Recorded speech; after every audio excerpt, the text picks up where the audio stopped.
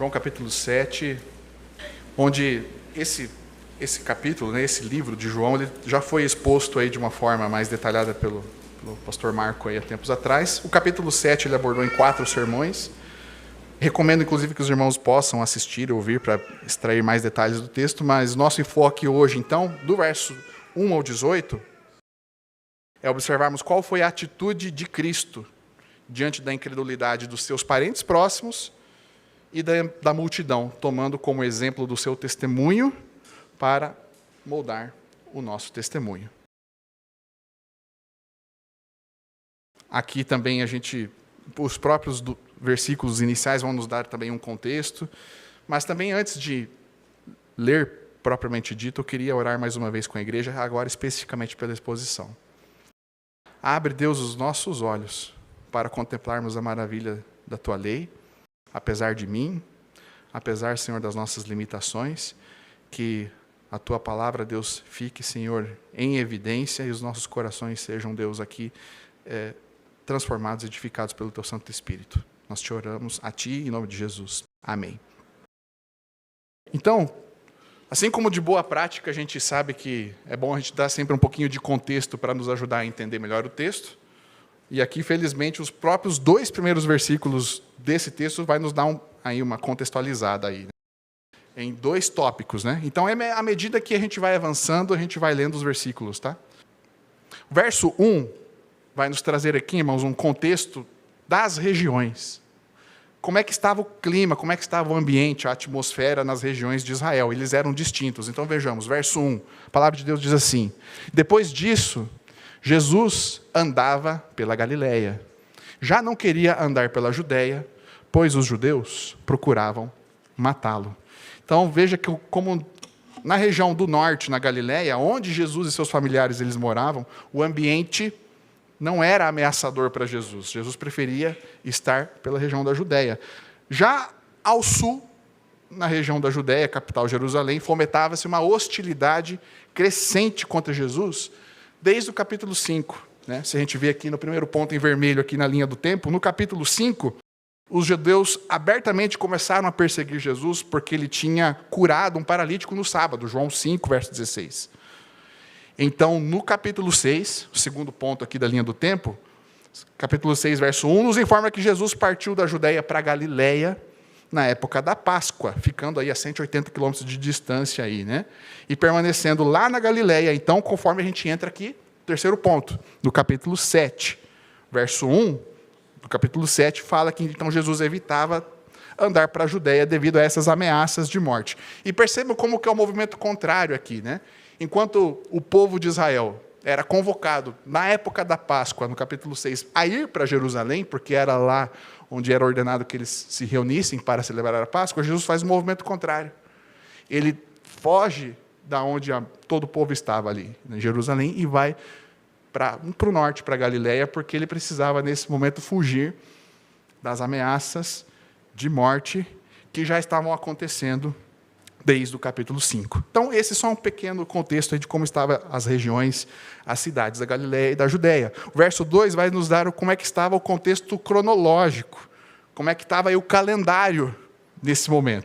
O verso 2 nos informa que nós estamos próximos da festa dos judeus, a festa dos tabernáculos, que acontecia geralmente em setembro, outubro, né? Ou seja, temos um intervalo do capítulo 6 para o capítulo 7, um intervalo de 6 meses. Jesus já está há 6 meses aqui, recluso, digamos assim, na Galileia, devido às ameaças que ele estava sofrendo, né?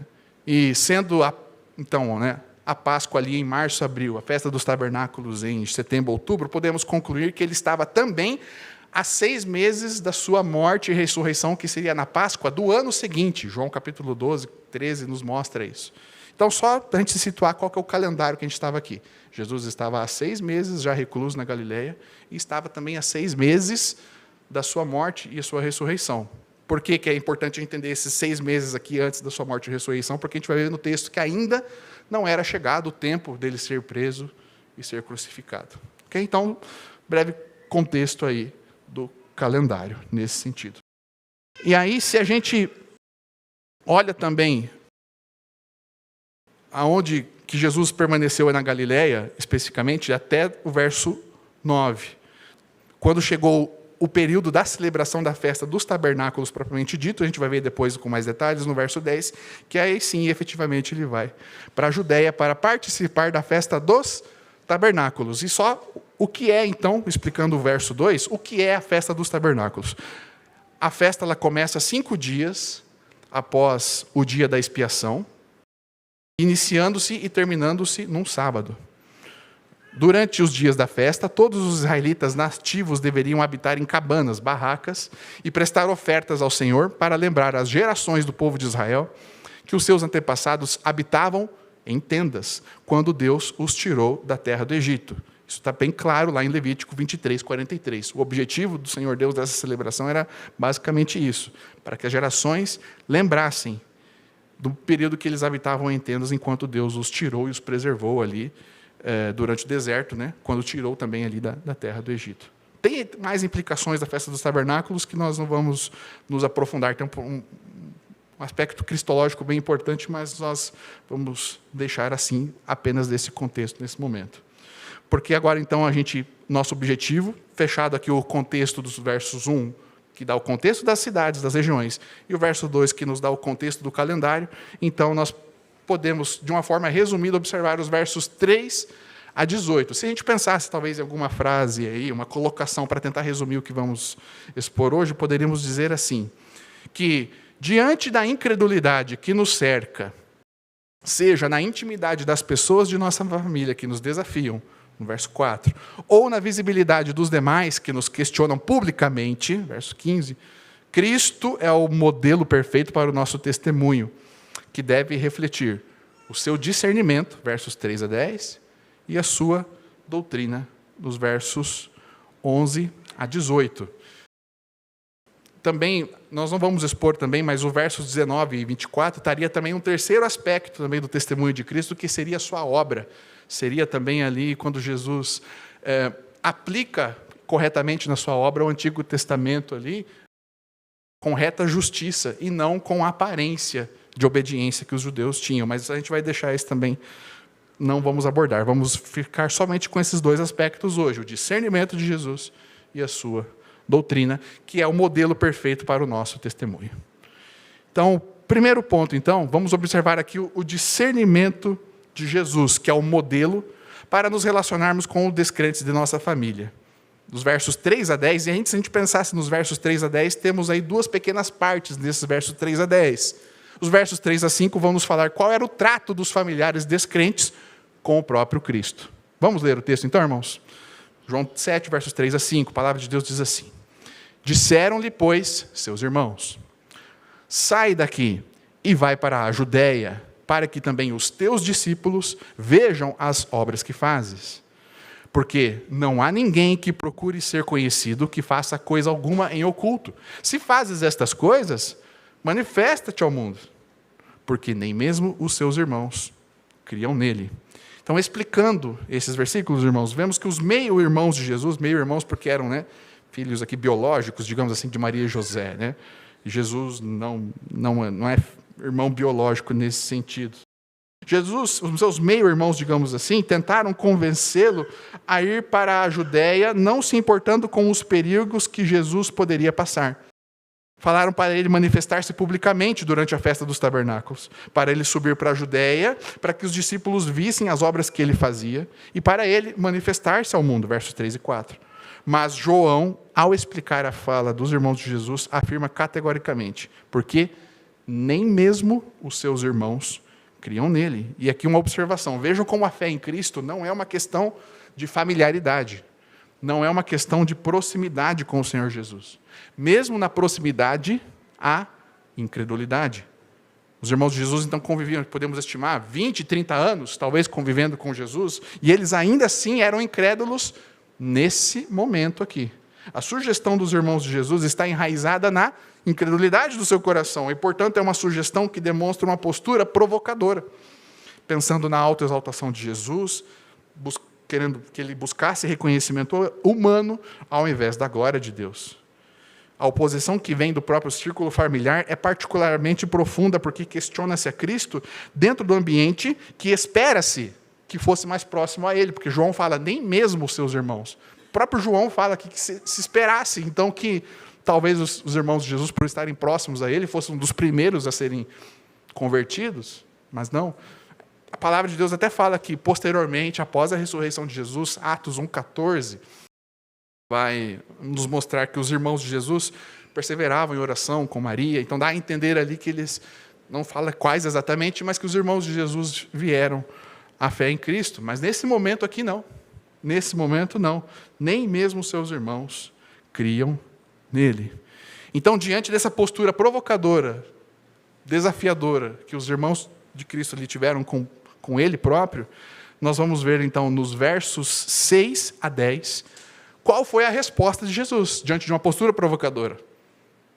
Não foi uma resposta intempestiva, uma resposta também na mesma medida, de forma alguma. A resposta de Jesus mostra o seu discernimento.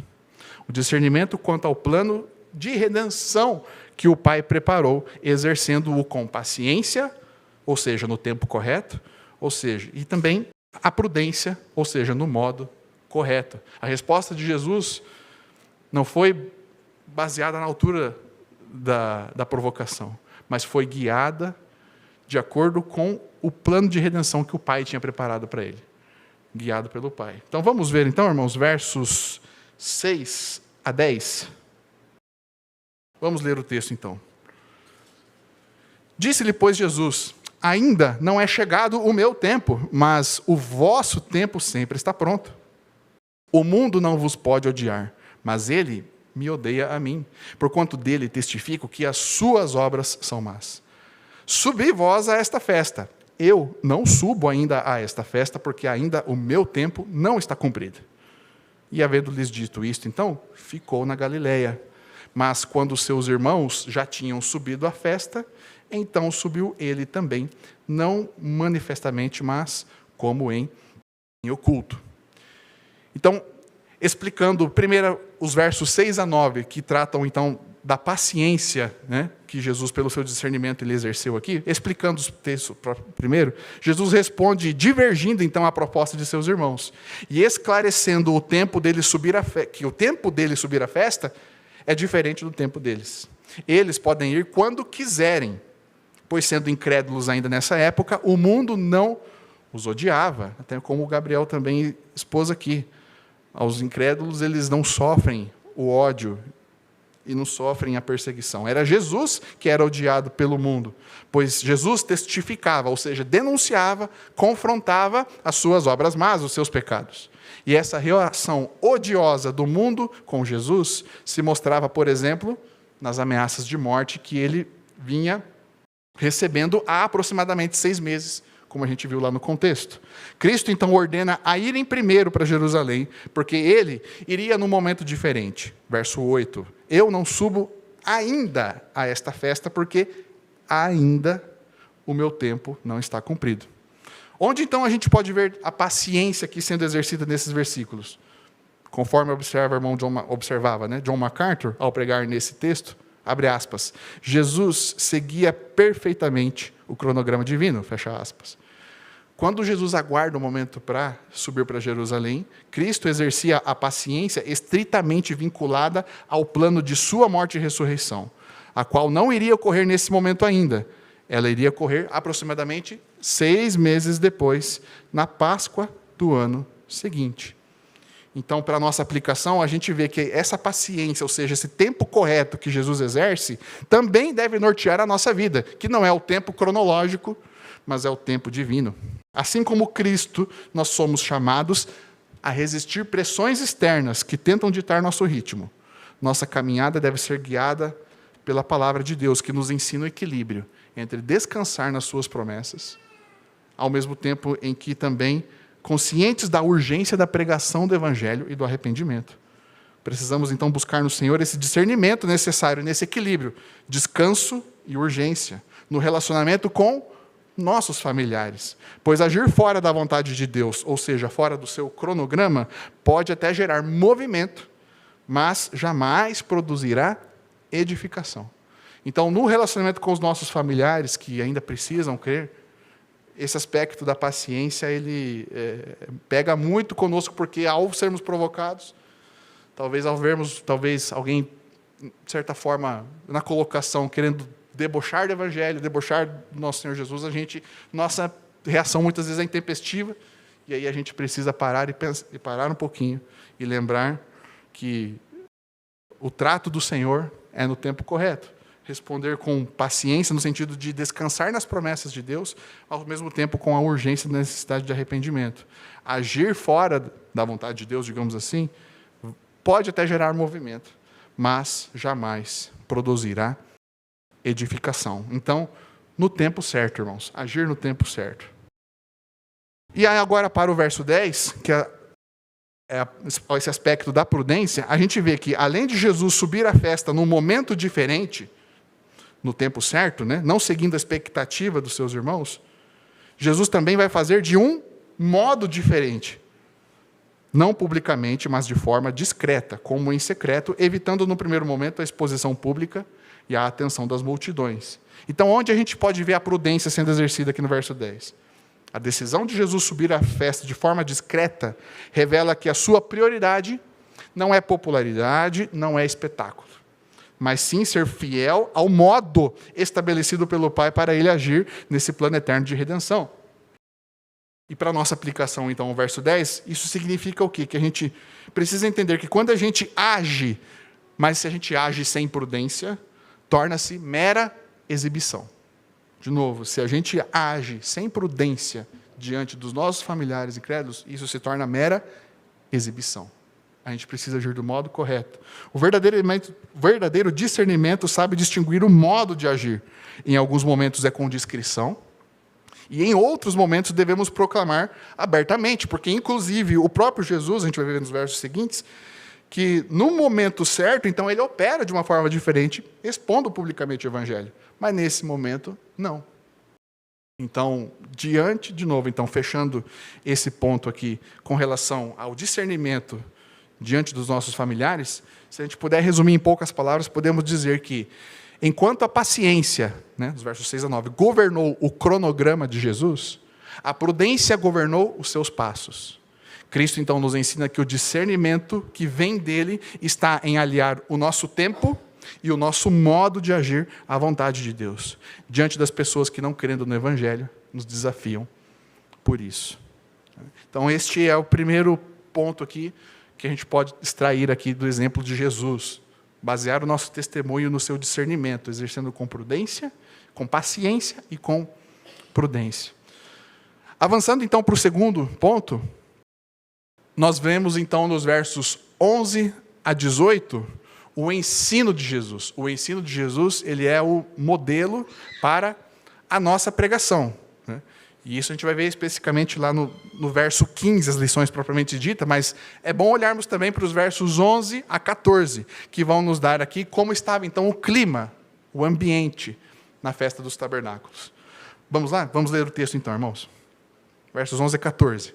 Ora, os judeus procuravam-no na festa e diziam: onde está ele? E havia grande murmuração entre a multidão a respeito dele.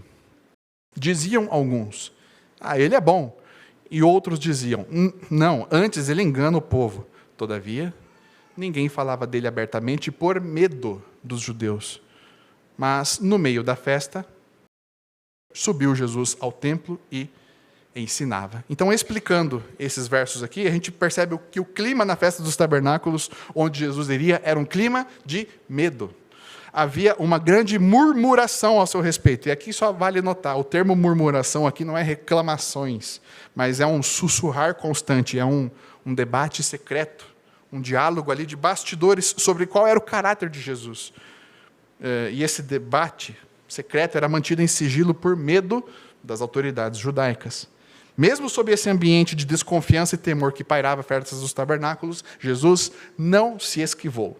No verso 14, lemos que no meio da festa, ou seja, provavelmente uma terça ou quarta-feira, chegou o momento em que ele subiu ao templo e passou a ensinar publicamente.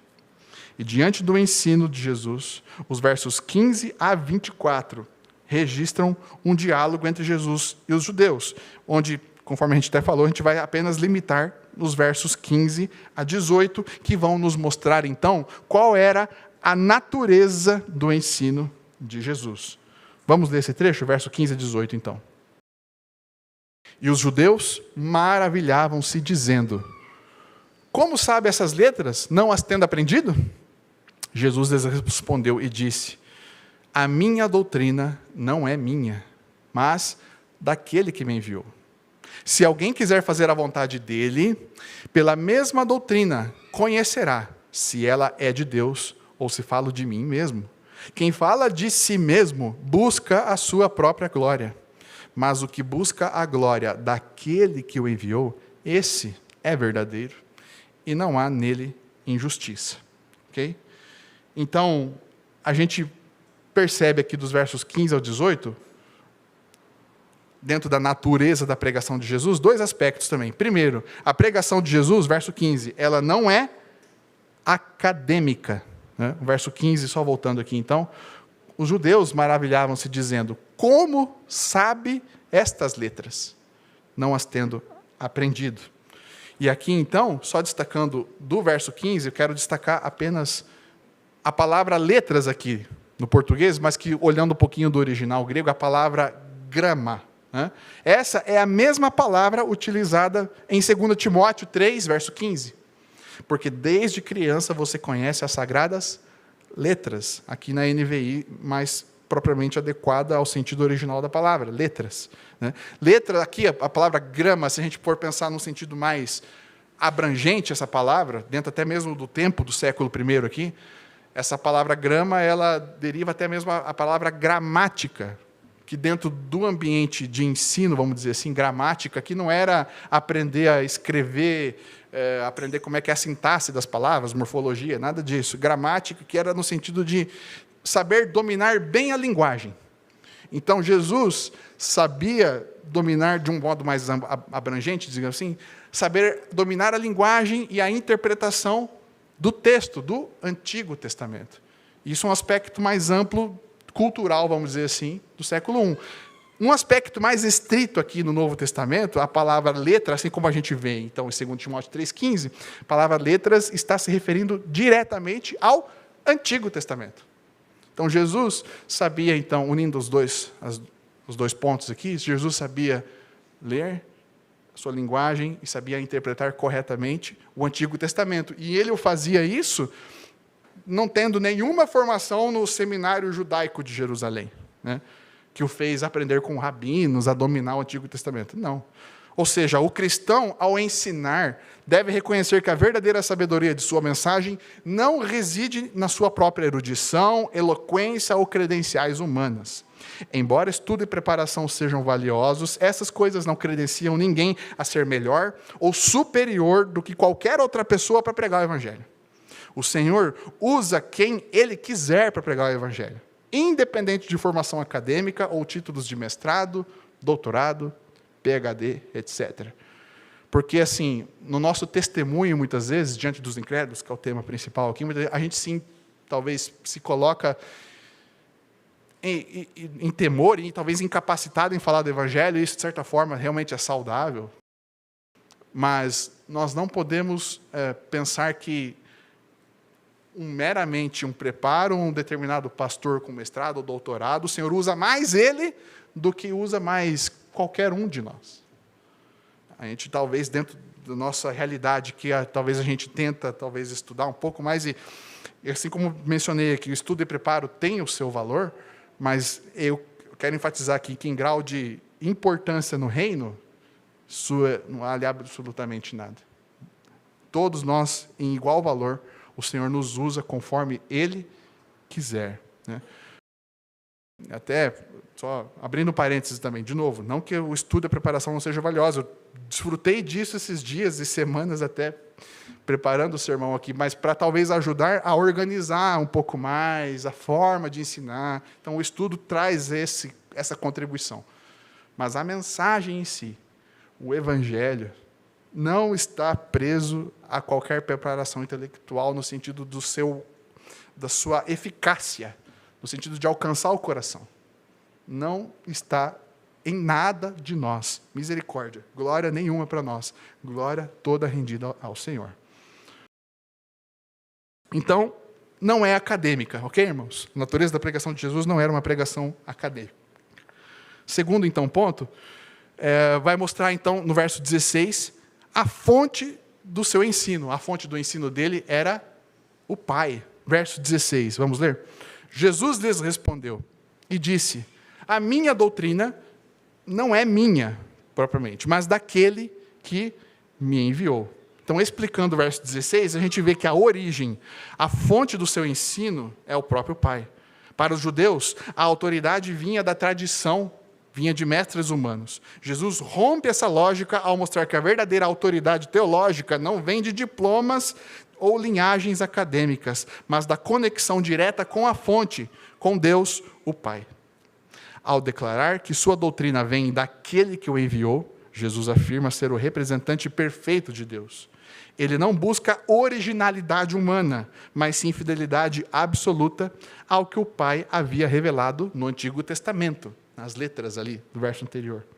E só abrindo parênteses aqui, irmãos, talvez possa ver Jesus falando dessa forma aqui, sempre, mas não é minha, é do Pai.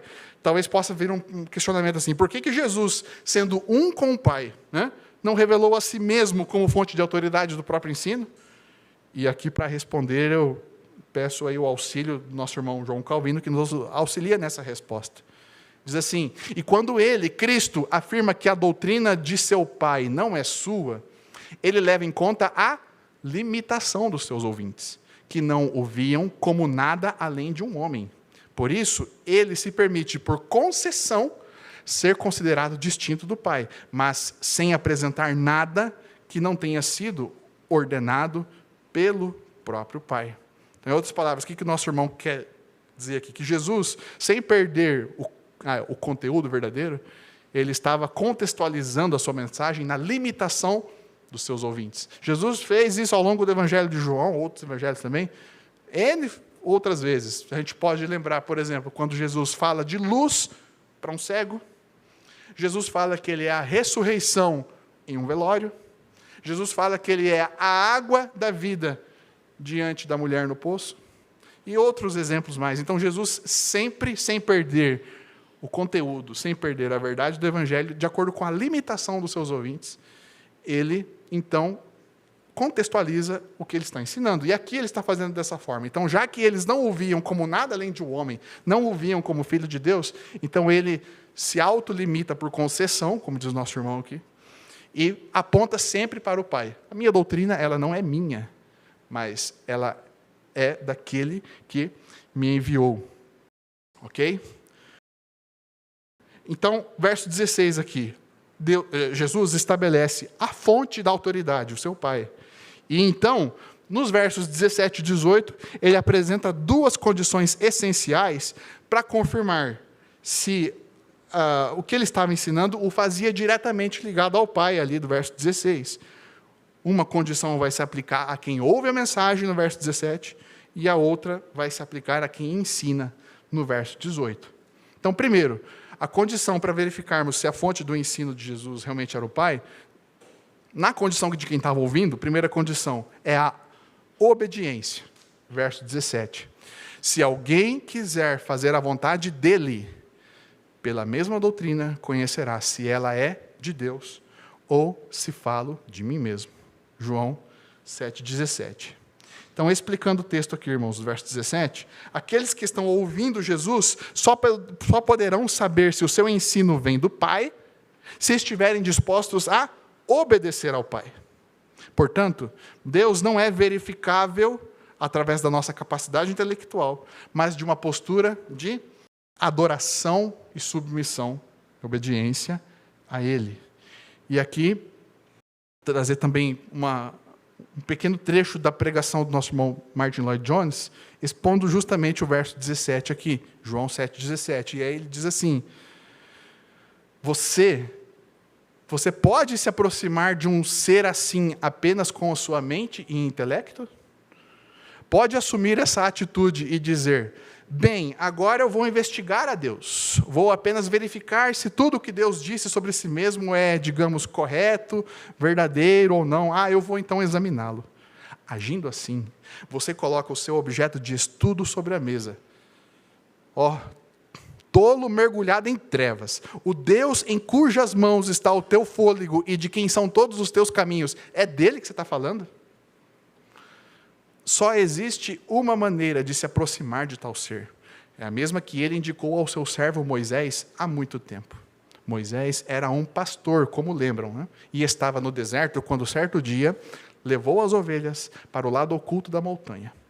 Lá, de forma despretensiosa, ele olhou e viu uma sarça ardente, uma sarça em chamas, tomada pelo fogo. Moisés pensou, que fenômeno interessante, que curioso, vou chegar mais perto para ver isso. Enquanto Moisés caminhava em direção à sarça, quando de repente uma voz clamou, tira a sandália dos teus pés, porque o lugar em que estás é terra santa. Deus não deve ser examinado. Deus não deve ser investigado, Deus não deve ser escrutinado, pesado ou medido, avaliado apenas por nossas mentes e intelectos. Que blasfêmia, que loucura, que monstruosidade e insensatez é tudo isso. Deus, por ser quem é e o que é, deve ser adorado. Tira a sandália dos teus pés. Deus deve ser obedecido. E aí, irmãos, quando a gente vai para as Escrituras, a gente tira a sandália dos nossos pés ao abrir esse livro? Ou a gente vai abrir o livro passando pelo crivo da nossa mente? Tentar passar Deus pelo crivo da nossa razão corrompida pelo pecado. E se Deus não se encaixar na minha razão, então esse objeto de estudo, que eu estou aqui teologicamente olhando aqui, então se não passar, não é verdade. Primeira atitude diante da Escritura é uma atitude de rendição e de adoração, que vai através da obediência, aí sim nós vamos comprovar a verdade da Escritura, é através da obediência.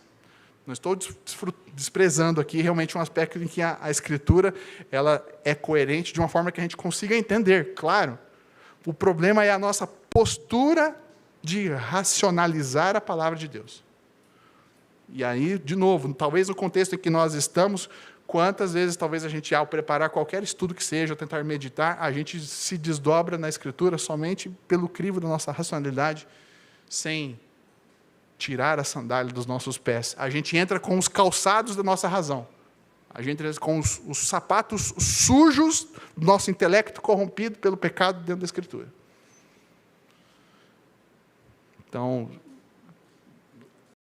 isso aqui me pegou, porque eu me vi algumas vezes fazendo isso. Quando eu li essa citação do irmão Jones, eu falei, Senhor, misericórdia.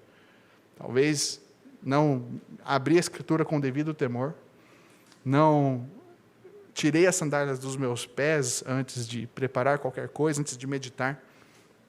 Então, irmãos, que o Senhor nos mova a irmos para a palavra em reverente adoração.